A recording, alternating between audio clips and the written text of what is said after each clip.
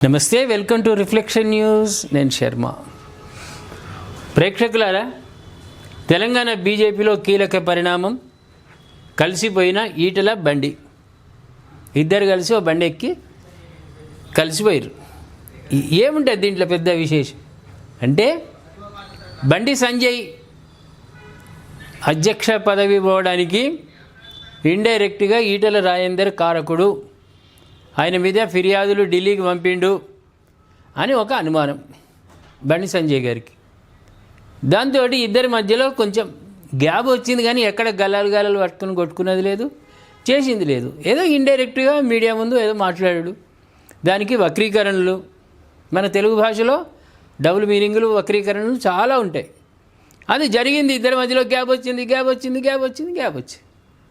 ఇప్పుడు మళ్ళీ ఇద్దరిని కూర్చుండబెట్టి లక్ష్మణ్ ఇంట్లో బీజేపీ వ్యవహారాల ఇన్ఛార్జ్ అభయ్ పాటిల్ మధ్యవర్తిత్వం వహించి ఇద్దరిని కలిపిండు. అంతే. కాకపోతే ఏంటంటే, ఇది ఈ గ్యాప్ అనే వార్తలు రావడం ఒకటి, ఇద్దరు కూడా ఎక్కడ కలిసి ప్రెస్ మీట్లు పెట్టింది లేదు. కాబట్టి ప్రజలకు కూడా ఒక అనుమానం, అరే ఈ ఒక పార్టీలోనే ఇద్దరు మోనార్కులే, మరి మేము మామూలుగా జీరో కాదు. ఈటెల రాజేందర్ ఆయనకుండేటువంటి తెలివితేటలు, ఆ వ్యవహారము, ప్రజల్లోకి వెళ్ళడం, అదెట్లనో బండి సంజయ్ గారు కూడా అంతే. ఆయన మాటలు, హార్డ్ వర్క్. నేను 20 కిలోమీటర్లు ర్యాలీ చేస్తా అంటే చేస్తాడు ఆయన. వర్షం పడని, పిడుగులు పడని, ఎండ కొట్టని ఎక్కడ భయపడడు. 20 కాదు, ఇప్పుడు తెలంగాణ అంతా పాదయాత్ర చేస్తా అని బండి సంజయ్ అనుకున్నా కూడా ఆయన చేయగలడు. ఈటెల రాజేందర్ కూడా అప్పుడు టీఆర్ఎస్లో మోనార్క్, కేసీఆర్ తర్వాతనే ఈటెల రాజేందర్ అనే ఖ్యాతి తెచ్చుకున్నాడు. తెలంగాణ ఉద్యమం నుంచి ఉన్నాడు ఆయన. ఈటెల రాజేందర్ కొత్తగా వచ్చినాడు కాదు, మధ్యలో వచ్చినాడు కాదు. బండి సంజయ్ గారు కూడా అంతే. ఆయన అప్పటి తెలంగాణ ఉద్యమంలో కూడా కీలక భూమిక వ్యవహారం చేశారు. వీళ్ళిద్దరి మధ్యలో గ్యాప్ రావడం ఒక రకంగా పార్టీకి నష్టదాయకంగా ఉండబోతుంది అనే అంచనాల మేరకు ఏం చేశారంటే ఇద్దరిని కలిపారు. వీళ్ళిద్దరు వెనుక చాలామంది ఎమ్మెల్యేలు ఉంటారు, చాలామంది కార్యకర్తలు, కోట్లాది మంది కార్యకర్తలు ఉంటారు. వీళ్ళిద్దరు కలిసి ఏదైనా విషయం చెప్పితే, ఫలానా రోజు ఇందిరా పార్క్ దగ్గర ధర్నా చేయాలంటే లక్షలాది మంది వచ్చి ధర్నాలు చేస్తారు. రాస్తారోకోలు చేయాలి ఫలానా రోజు అని పిలిపిస్తే రాస్తారోకోలు చేస్తారు. పార్టీ కోసం కష్టపడేటువంటి కార్యకర్తలు వీళ్ళ పిలుపుకు స్పందిస్తారు. అలాంటి నాయకులు కాబట్టి ఇద్దరిని కూడా కలిపారు. భవిష్యత్తులో 29లో జరిగే ఎలక్షన్లు, నేషనల్ ఎలక్షన్లు, అదేవిధంగా 28లో అసెంబ్లీ ఎలక్షన్లలో వీళ్ళ పాత్ర కీలకం కానున్నది. తెలంగాణలో బీజేపీ అధికారంలోకి రావడానికి ప్రధాన భూమిక బండి సంజయ్ అండ్ ఈటెల రాజేందర్, వీళ్ళిద్దరు కూడా నిర్వర్తించబోతున్నారు. అందులో ఎలాంటి సంశయం లేదు.